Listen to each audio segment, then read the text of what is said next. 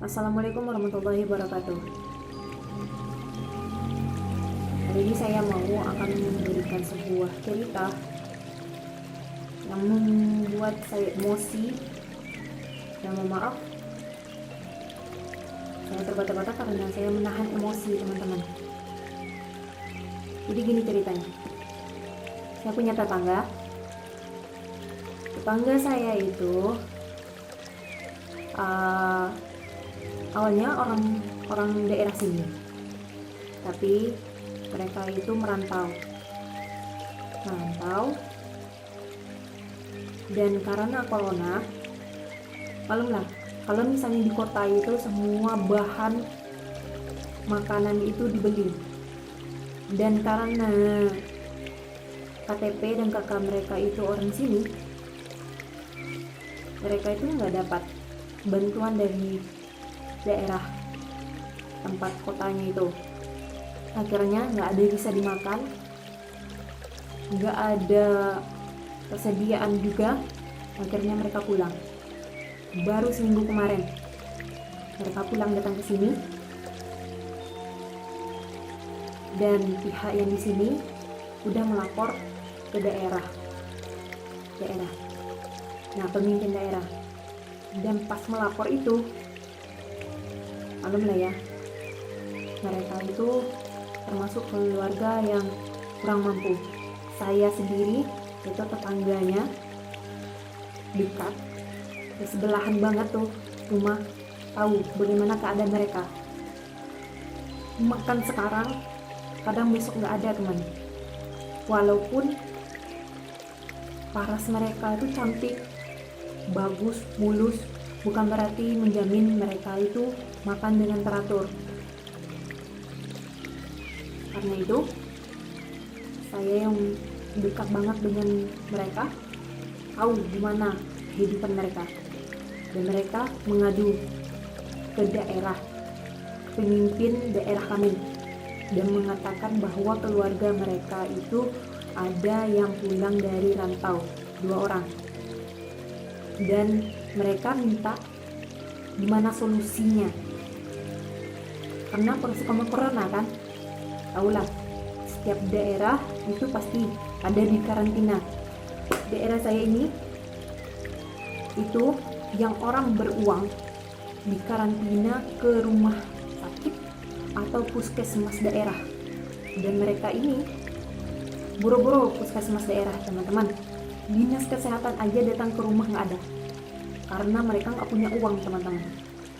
Kan kalau di daerah saya itu datang ke dinas kesehatan itu, anggap aja lah kita bilang dokter atau bidan atau perawat yang tahu dunia kesehatan, itu datang ke rumahnya aja itu 20.000 bayar teman-teman.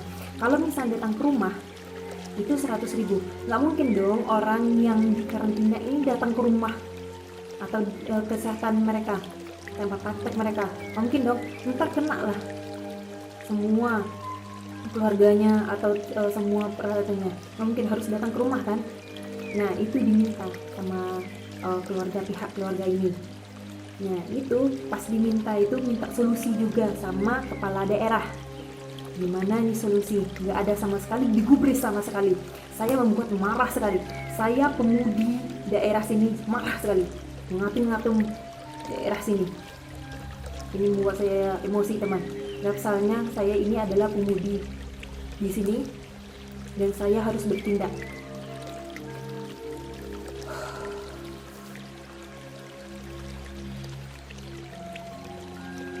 Oke. Sampai di situ, saudara. Oke. Hasilnya mereka mengkarantina sendiri. Karena saya di bidang kesehatan, saya tahu sedikit di bidang kesehatan, dan saya membagikan sedikit juga ilmu saya ke mereka. Akhirnya mereka dikarantina sendiri. Jadi kan 2 orang dari rumah itu ternyata 2. Jadi punya saudaranya sama punya mereka di belakang gitu kan. Nah, di muka ini, depan ini nggak ada orang sama sekali. Jadi kalau bahasa orangnya itu ini hanya sebagai villa doang, rumah depan ini. Akhirnya kan nggak dihuni tuh, Akhirnya 2 orang ini diisolasi di sini, nggak sama sekali disentuh oleh keluarganya bagian belakang. Nah akhirnya mereka itu yang diisolasi di sini, nggak mungkin dong nggak makan, nggak minum. Akhirnya keluarganya di sini ngasih makan, ngasih minum. Nah dalam keadaan kayak gitu, ternyata mereka bawa sini nggak ada apa-apa teman-teman. Kalau mulai dari kota pastilah mereka nggak bawa apapun, boro-boro mau bawa uang aja kerjanya serabutan kok, nggak ada dapat uang apa tuh simpanan. Gimana? Pasti dong logika kita sebagai tetangga gimana ya, aku sebagai pemudi juga, tetangga dekat juga, pasti dong aku memberi mereka sembako. Nah ternyata kan ada pembagian sembako nih, dan kebetulan aku sendiri yang ngambil sembakonya itu dari pihak kepala daerahku sendiri, dan aku tanya sendiri kepada pihak daerahku itu, gini, bang, itu si A nggak dikasih sembako, kata gitu. Dan mereka bilang apa coba, tekan-tekan, mereka orang baru. What? Gak ada bang. Mereka baru pindah ke sini itu 2 tahun loh teman-teman. Itu bukan lama, bukan baru loh gitu loh. Itu udah lama loh 2 tahun itu. Dan aku bilang ini. Kemudian yang dibilang lama itu berapa? 30 tahun, 20 tahun. Seumuran aku dong. Kalau itu dibilang lama berarti orang-orang baru itu nggak dapat dong gitu. Berarti mereka kelaparan dong. Wah, jiwa aku teman-teman. Emosi aku teman-teman. Pasti akhirnya sembako yang aku dapat dari daerah aku bagi 2, untuk mereka separuh dan untuk separuh. Lalu mana teman-teman, aku ini memang termasuk orang yang nggak punya teman-teman, nggak punya, tapi aku jiwaku untuk membela orang yang lemah itu memang kuat teman-teman.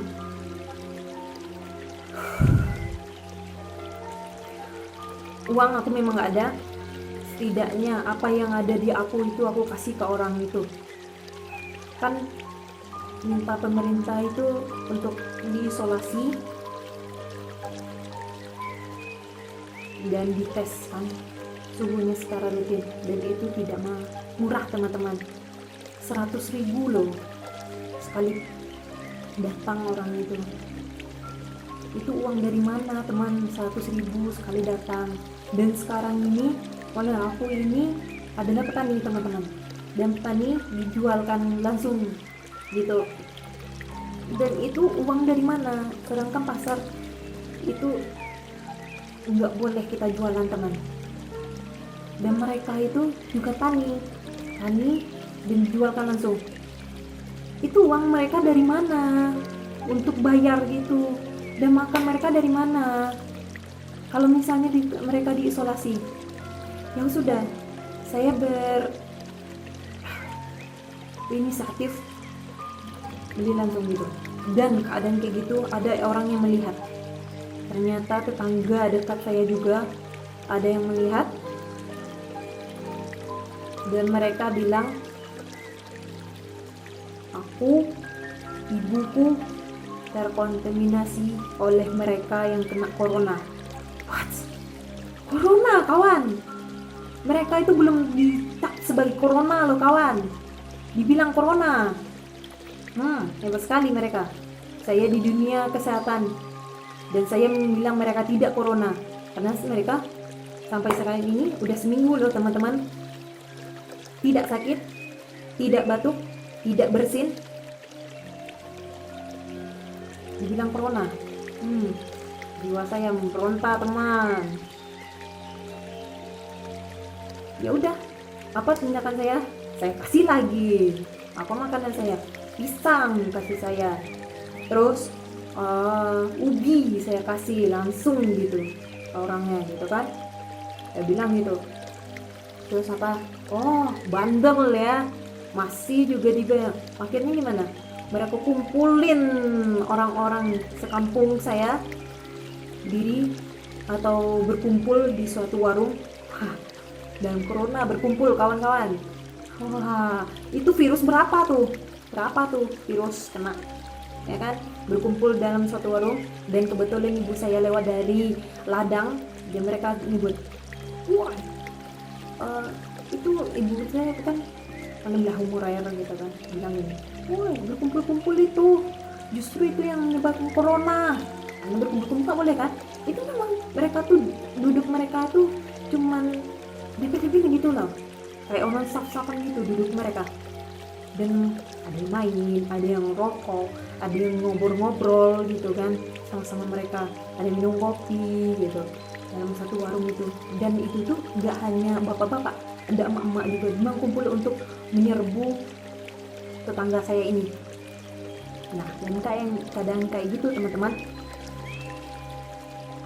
ibuku bilang dan bilang gini kan, aku tidak terkena corona dan aku menjamin tidak terkontaminasi oleh corona, ibuku, karena anakku termasuk medis, nggak lupa lah dengan tata cara medisnya. Ya udah, apapun yang terjadi di orang sebelah, aku pakai disinfektan loh teman-teman, karena aku orang medis juga, tahu lah gimana caranya. Nah, penting karena tetanggaku nggak makan loh teman-teman, hanya gara-gara pulang dari rantau dan dia diisolasi.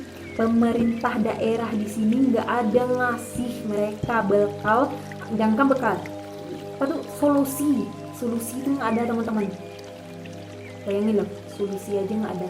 Dan ngapain tuh kerja pemerintah kayak gitu, solusi aja nggak ada dikasih, apalagi sembako, apalagi dunia kesehatan, apalagi medis. Akhirnya gimana? Mereka mau nyerbu. Jadi mereka itu mau panggil polisi, jadi mau dipolisikan nih tangga sebelah saya ini. Saya nggak mau orang tertindas, kalian tindas lebih dalam. Oke, kami memang orang rendah, kami memang orang nggak punya, bukan kami tidak punya otak untuk melawan kalian. Kalian asal tahu siapa kami dan siapa saya. Saya adalah pemudi daerah sini. Saya punya kekuasaan untuk melawan kalian. Ya sudah, akhirnya saya panggil pemudi yang lain dan bilang,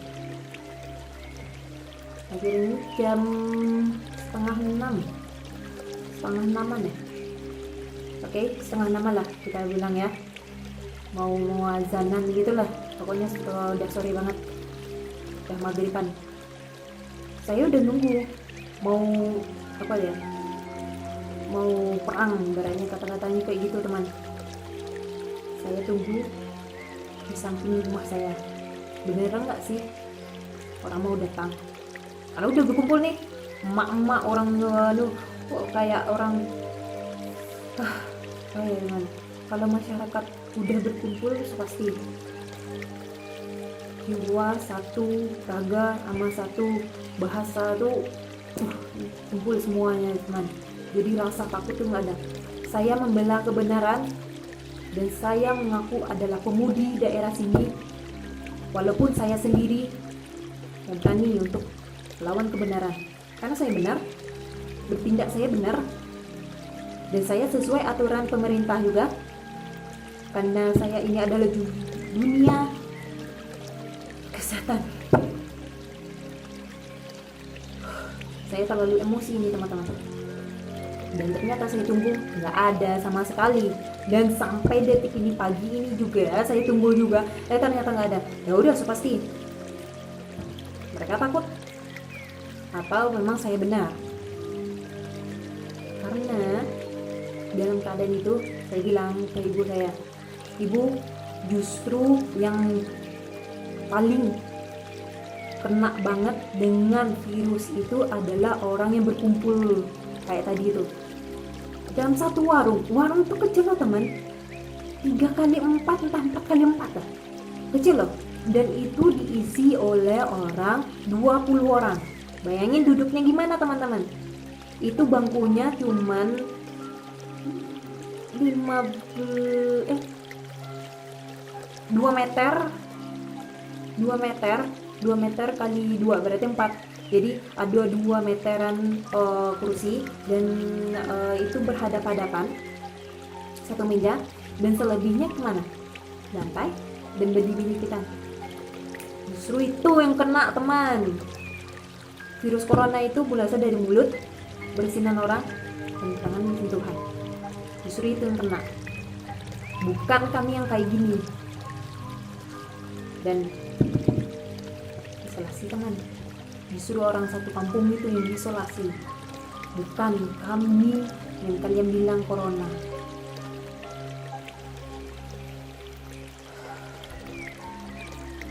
Maaf teman, saya terlalu emosi dan membagi cerita saya ini kepada kalian. Mungkin bagi kalian ini hal sepele gitu kan, tapi teman-teman, orang yang ditindas dan kalian diamkannya aja, itu jiwa kalian sangatlah rendah teman, sangat rendah. Kita orang berpendidikan dan orang milenial, hal yang ditindas kayak gitu jangan dibiarkan. Walaupun kita tidak orang punya, walaupun kita itu orang miskin, bukan berarti kita berhak ditindas. Sampai itu.